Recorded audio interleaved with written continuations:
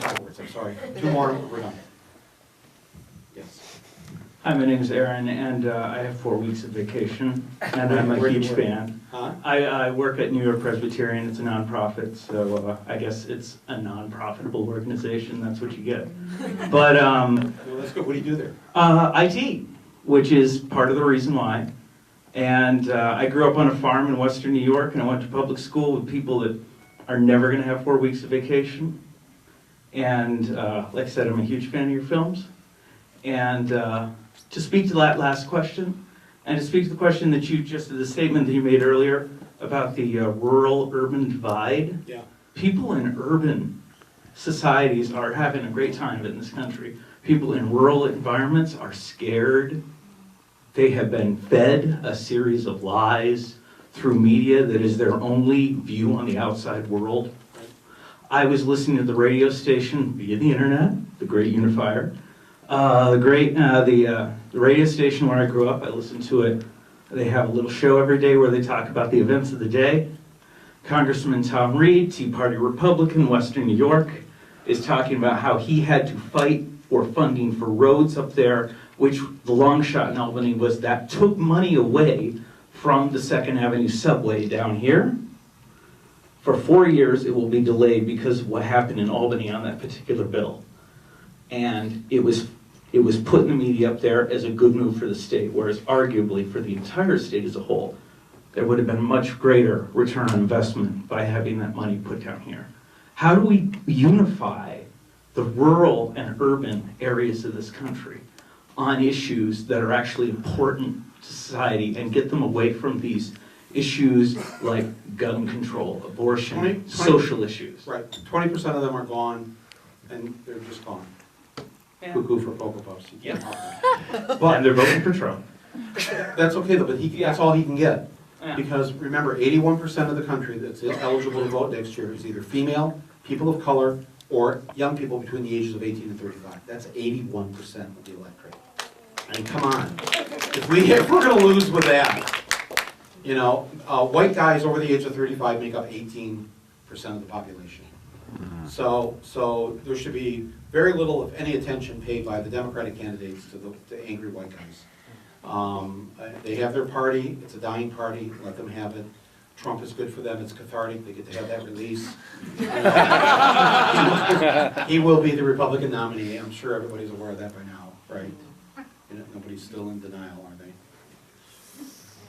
Anyways, but I wrote a chapter in one of my books called How to Talk to Your Conservative Brother-in-Law, and not as a joke. I mean, I really meant it. Like, there's ways to find common ground. I mean, I get stuck often on a plane with next to somebody who's a conservative, and they, I hate your movies. And I said, but you haven't seen any of them. I already know they haven't seen them. How'd you know? I said, because there's no reason you would hate my movies. You may disagree with me politically, but if you'd actually seen one of my movies, you'd know 3 things. Number 1, I love this country. Number 2, I have a heart. And number 3, you would have laughed at least a half a dozen times. Even, you know, so, I said, it's just that you've been told not to watch them. And I said, if I got out a piece of paper right now and drew a line down the middle, agree and disagree, the things you and I agree on is going to be a longer list of what we want for our kids, about the schools, about and the things that we disagree on, abortion, guns, gay marriage, whatever, we can just agree to disagree. I mean, well, that's not good for them anymore because the majority support gay marriage and pro-choice and want stronger gun laws. So that's why they're upset. They're very nervous about this. And I said, and then I would say to them, but look, here's the thing: if you're against abortion, be against abortion. Just one of your conservative values is not to butt into other people's lives. You don't want the government butting into your life. You know, if you don't like abortion, sir, don't have one. It'll be painful to start with. You know, if you don't like gay marriage, don't get gay married. I don't think you'll like it. Or maybe you will.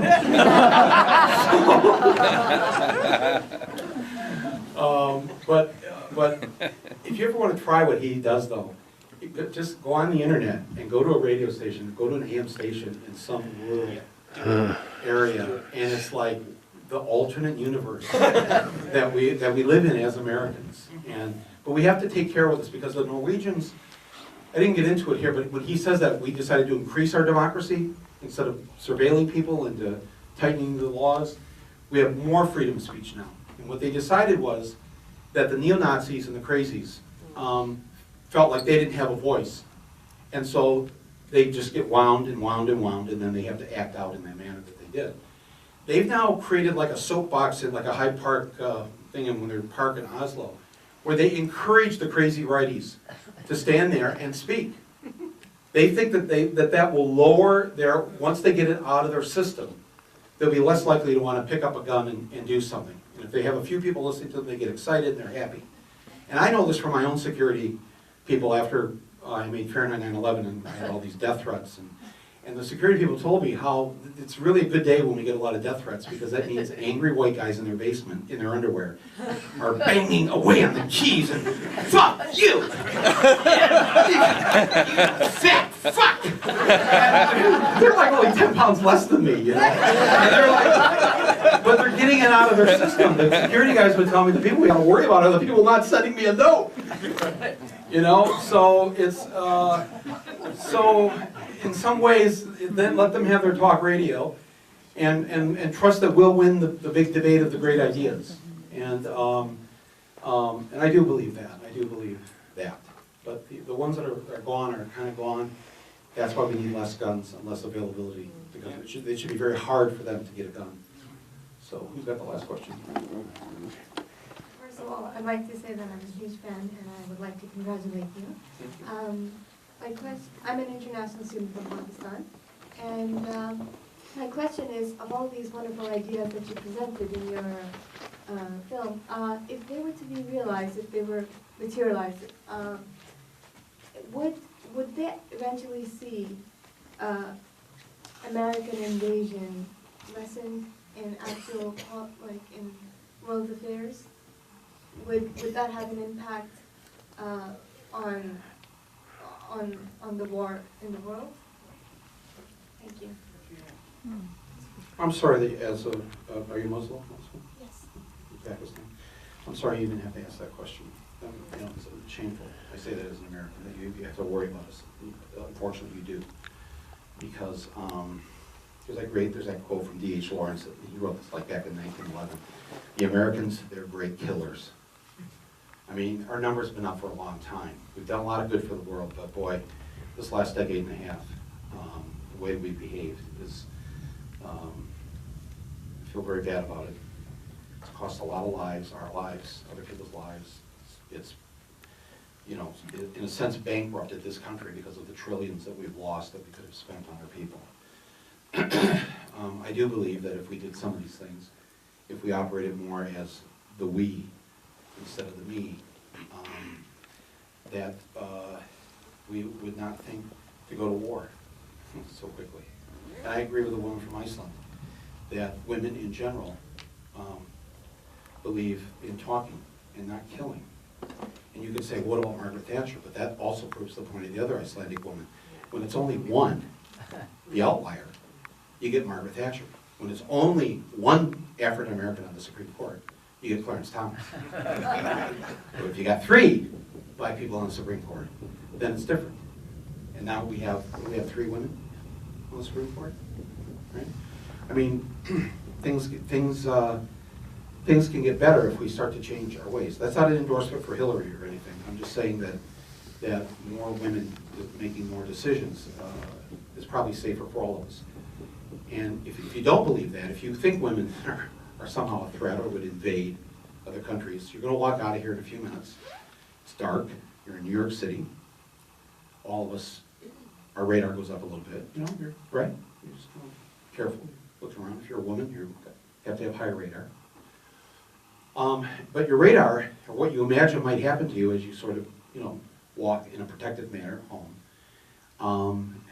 what is in your mind is not a woman jumping out of the bushes to kill you. Right? Is that ever in anyone's mind when you're walking down a dark street? No. In the city? No. It's like a ridiculous thought. And absolutely, unless you are coming out of wherever you're cheating and that's your wife, maybe there's a problem. But other than that, We're safe from the majority of Americans. The majority of Americans don't want to go to war, and the majority of Americans don't want to kill you as an individual. And with the one exception of San Bernardino, which is a really strange outlier incident that still hasn't been explained, there's been no woman serial killer like that. I shouldn't say serial killer. Been a couple women serial killers, but to go in with guns blazing in business or school or whatever, women don't do that. So, so I think when we change that up here, things will get better and will be less threatening to people like you. And as people in your country rise up, like the Tunisians did, your women and your people will have it better. Because you've got your own stuff that you have to deal with, your own society. But in the country, I quickly point out that Rwanda, half the parliament is women. But it's like the women had to take control of the situation. So the men just wanted to keep fighting. Now they're at peace. So I don't mean to make a blanket statement about a gender, but I think, I made a blanket statement about no woman is going to jump out of the bushes. You laughed, but you laugh because you know it's true. And so there is a difference between women and men. And we need more of the double X chromosome and less of the gender that has one X and a defective X, because the fourth quadrant is missing, trying to grow a Y. And I believe for some time that what's in that missing quadrant is this, ability to think rationally and not reach for the gun, the ability to ask for directions, volume control is missing, any sense of aesthetic, right? Shape, form, color. And I just want to thank everybody for coming here tonight, and thank you for letting me meet people that have 4 weeks to vacation. Please tell people about the movie. I appreciate it. Thank you very much. Please tell people about the movie. I appreciate it. Thank you very much.